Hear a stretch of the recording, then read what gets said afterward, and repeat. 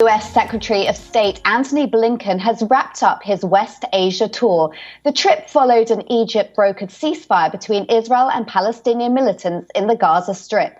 During the 2 days of talks, Blinken met with both Israeli and Palestinian leaders and called for regional cooperation to avoid more violence. Following talks with Palestinian President Mahmoud Abbas in the West Bank, Blinken has vowed to rebuild US relations with the Palestinians by reopening a consulate in Jerusalem. The US has also pledged millions in aid for the war-battered Gaza Strip to bolster the ceasefire. The announcement signals a break with US policy under former President Donald Trump. Trump had shuttered the diplomatic mission for Palestinians in 2019 and slashed aid to the Palestinian Authority. Blinken also met with Egyptian President Abdel Fattah al-Sisi in Cairo, whom he praised for helping bring an end to the intense violence relatively quickly. Blinken also invoked the possibility of resuming the effort to achieve a two-state solution. The US has maintained that a two-state solution is the only way to truly assure Israel's future as a Jewish and democratic state, while it says it will also give the Palestinians the state they're entitled to. The ceasefire, according to Blinken, cannot be seen as an end, but as a beginning of something to build on. Securing the ceasefire was important, particularly because of the devastating toll violence took on families on both sides. But we see the ceasefire not as an end, but as a beginning, something to build on. Earlier today, I discussed how we can do this with President al-Sisi and Foreign Minister Shukri in Cairo. Egypt played a crucial role in brokering the ceasefire. It's already committed $500 million to the reconstruction effort in Gaza.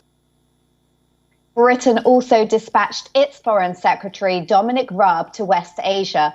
On a one-day visit to Jerusalem and the West Bank, Raab held talks with both Israeli and Palestinian leadership and offered full support for the ceasefire. The Foreign Secretary reaffirmed Britain's commitment to a two-state solution. He also said that Israel can always count on Britain's support. The head of Hamas's political wing, Yahya al-Sinwar, has welcomed the international efforts to rebuild the enclave.